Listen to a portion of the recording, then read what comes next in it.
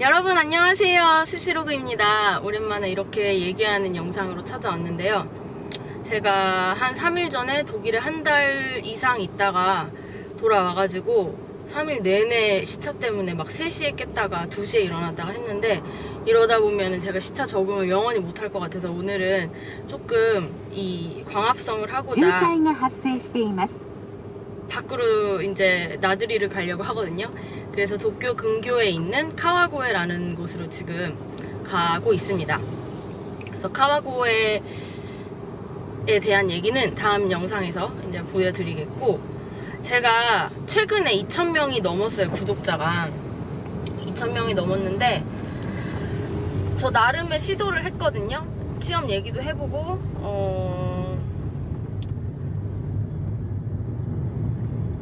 그냥 동네 돌아다니는 것도 한번 찍어보고, 그리고 먹는 것도 한번 찍어보고 했는데, 아무래도 여러분들이 원하시는 게 일본과 관련된, 그리고 일본 취업과 관련된 얘기를 가장 많이 원하시는 것 같더라고요.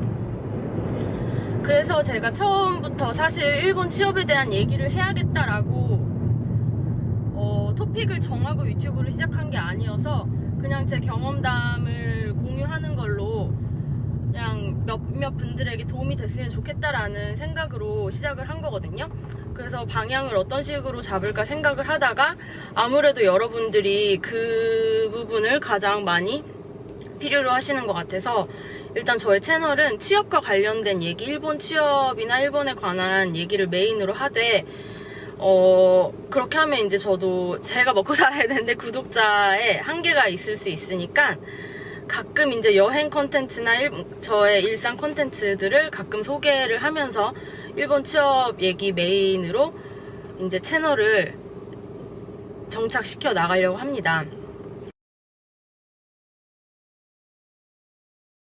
제가 일본 취업에 대해서 얘기를 할 때, 저의 경험담도 있지만, 제가 여러분들에게 도대체 얘가 뭐 했던 사람인데 이런 얘기를 하는지 한 번도 소개를 해드린 적이 없는 것 같아요.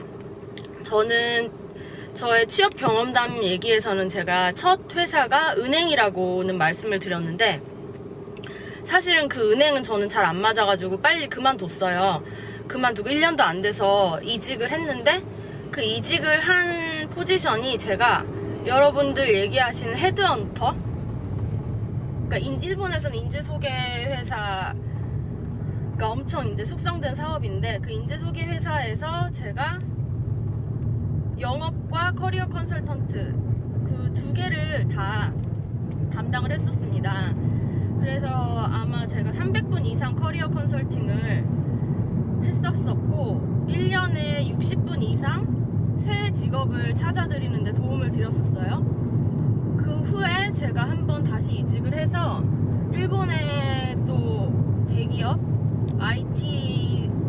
IT라고 확실하게 선을 긋기는 그렇지만, IT 대기업에서 인사 채용 담당자로도 일을 했었거든요. 그래서 여러분들한테 제가 지금까지 경험한 것만 소개를 해드려도 많은 도움이 되지 않을까 싶어서 일본 취업 쪽으로 제가 확실하게 방향을 잡고 얘기를 해 나가려고 합니다. 물론 제가 주관적으로 여러분들께 말씀을 드리는 거긴 하지만, 터무니없는 소리는 제가 안 해요. 왜냐면은 제가 인사 쪽 일을 했고, 그 경험을 여러분들에게 소개를 해드리는 거기 때문에,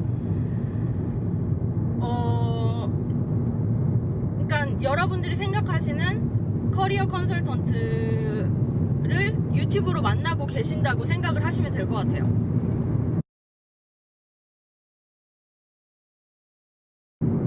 그래서 일단 제가 첫 번째로 오늘 말씀드릴 거는, 제가 항상 가장 중요하게 생각했던 부분이거든요. 제가 이직을 할 때도 그렇고, 제가 이직을 상담할 때도 그렇고, 제가 정말 채용을 담당할 때도 그렇고, 가장 중요하게 생각했던 부분이, 여러분들 많이 들어보셨겠지만 메타인지라는 거예요. 메타인지, 일본어로는 메타닌지라고 하는데, 메타코그니션 영어로. 근데 제가 심리학 전문가는 아니니까 그게 정의가 궁금하시고 이러신 분은 구글에 한번 찾아보시면 되겠고, 제가 여기서 말씀드리고 싶은 거는, 이 메타닌지를 얼만큼 메타인지 능력이 있는지에 따라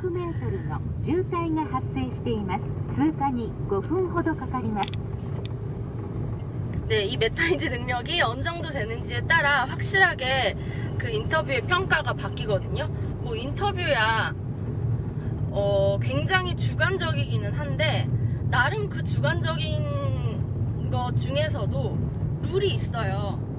그러니까 제가 똑같은 회사를 보더라도 이 인사 담당자랑 인터뷰를 하냐 저 인사 담당자랑 인터뷰를 하는지에 따라서 물론 그 사람과의 그 아이쇼가 있기도 하기 때문에 굉장히 주관적이지만 그 안에서도 회사 안에서는 굉장히 그걸 객관화시키려고 많이 노력을 하거든요.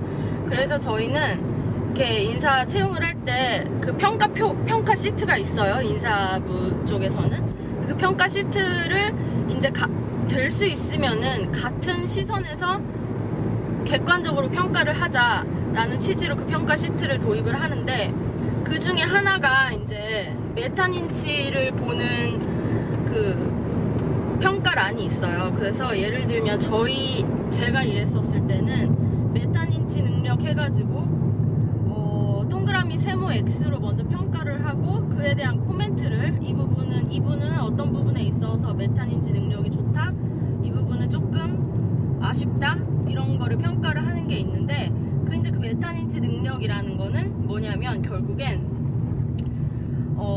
내 자신을 제3자의 입장에서 객관적으로 바라볼 수 있는 능력이거든요.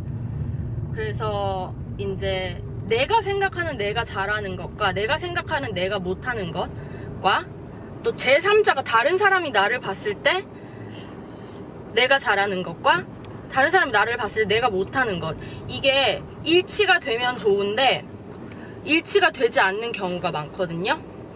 그래가지고 내가 생각하는 나의 장단점, 내가 잘하는 것 못하는 것이 아닌 제3자가 나를 봤을 때 어떻게 내가 평가가 되어지는지를 내 자신이 알고 있는 능력, 이걸 메타인지라고 합니다. 메타인지 능력. 예를 들어 가장 쉬운 예로 제가 말씀을 드리자면 이제 저의 예가 되겠는데, 저는 아직도 굉장히 언어에 대한 컴플렉스가 많아요. 제가 고등학교 졸업을 할 때까지 계속 한국에 있었고 대학을 일본에서 다녔긴 했지만 저는 일본 유학을 막 준비해가지고 일본에 온 케이스가 아니고 대학도 영어로 하고 대학원도 영어로 하고 나름 유학도 싱가포르도 갔다가 단기 유학도 잠깐 가긴 했었는데, 그래도 제가 영어가 모국어인 나라에서 제대로 어렸을 때 배운 적이 없고 그냥 혼자 정말 많이 터득을 해가지고 영어를 하는 경우이거든요. 그리고 일본어도 그렇고, 일본어도 제가 굉장히 열심히 막 해야겠다라는 그런 집념으로 한 게 아니고 어쩌다 보니 일본어가 이제 이렇게 늘게 된 케이스이기 때문에 저는 항상 언어에 대한 컴플렉스가 있어요, 제 자신한테.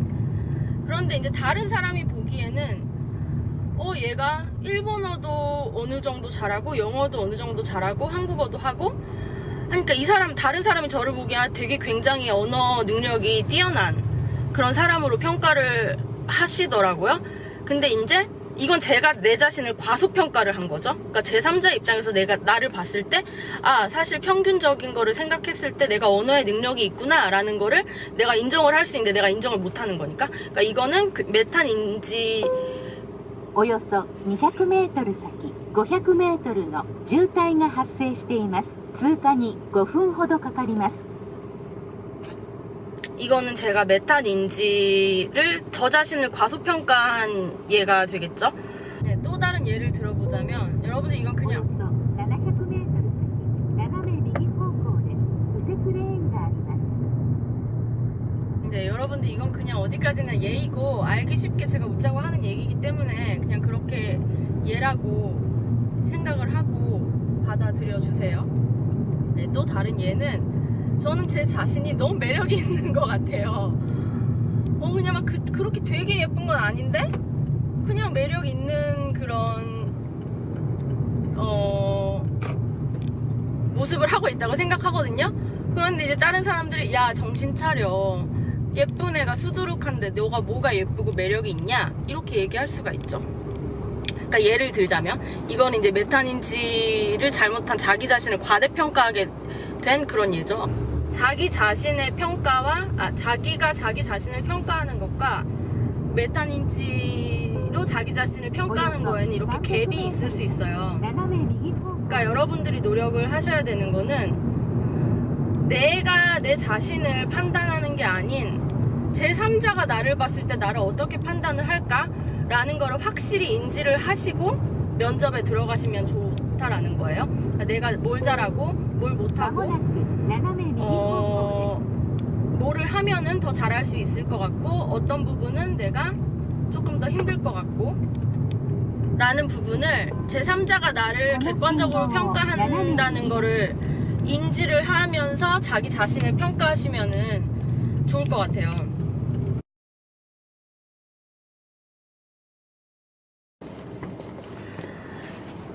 예를 들어서 이제 여러분들이 어필하고 싶은 부분을 썼다고 하세요. 이력서나 직무 경력서나 혹은 뭐 자기소개서 이런 부분에 어필 포인트를 썼는데 그게 사실은 인사부 담당자가 보기에는 너무 식상하고 특별하지 않을 수도 있어요. 그래서 이제 인사부 쪽에서는 이게 이분의 정말 무기가 될까? 이게 이분이 사회생활을 나와서 하는데 およそ300メートル先右方向です 이분을 다른 사람과 구별할 수 있는 특별한 무엇이 될까? 라고 생각했을 때 그렇지 않을 수도 있거든요. 그래서 여러분들이 생각하는 여러분의 장점이 사실은 그렇게 이제 장점으로 다가오지 않을 수도 있고, 그리고 또 바꿔 말해서 여러분들이 생각하는 여러분들의 단점도 사실은 그렇게 단점이 아닐 수도 있다는 거예요.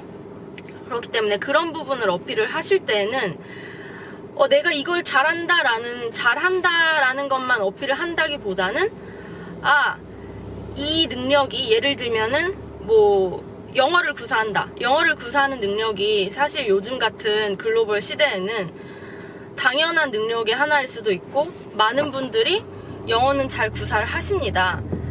이걸 알고 있는 게 이제 메타닌지의 시작이죠. 내가 영어를 잘하긴 하지만 나뿐만이 아니고 이 모든 세상의 사람들이 웬만하면 영어는 다 잘한다. 이건 알고 있지. 하지만 내가 이거를 또 어필을 하고 싶을 때는 그거는 인지를 하고 있지만 한국인의 입장에서 일본어도 영어로도 비즈니스를 구사할 수 있는 능력이 된다는 거는 모국어가 아닌 제2 외국어를 두 가지로 비즈니스를 할 수 있다는 거는 그래도 저는 저의 장점이라고 생각합니다. 어필 포인트라고 생각합니다.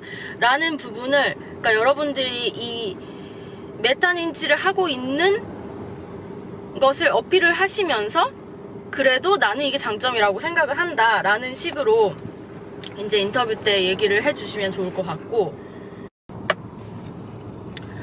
그래서 여러분 정리해서 말씀을 드리자면 아직 어떤 회사에 가야겠다라는 게 정해지지 않고 막연하신 그냥 이제부터 슬슬 취업을 준비하시는 분들은 자기의 장단점을 메타닌지를 생각하시면서 한번 잘 곰곰이 생각을 해보시고요.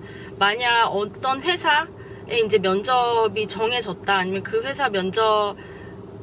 회사에 맞춰서 면접 대책을 준비하시는 분들은 자기의 이제 메타닌지도 중요하지만 그 회사에서 나를 어떻게 평가를 할까? 그 회사에서 원하는 게 뭘까? 그 회사의 인사부 사람들이 어떤 부분을 평가를 할까라는 거를 한번 객관적으로 생각을 해보시고 그것을 자기의 장단점과 맞춰가지고 준비를 하시면 좋을 것 같아요.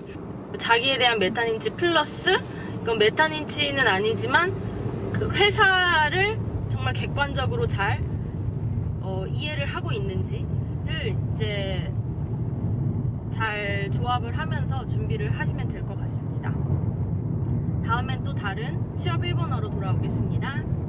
안녕! 좋은 하루 되세요.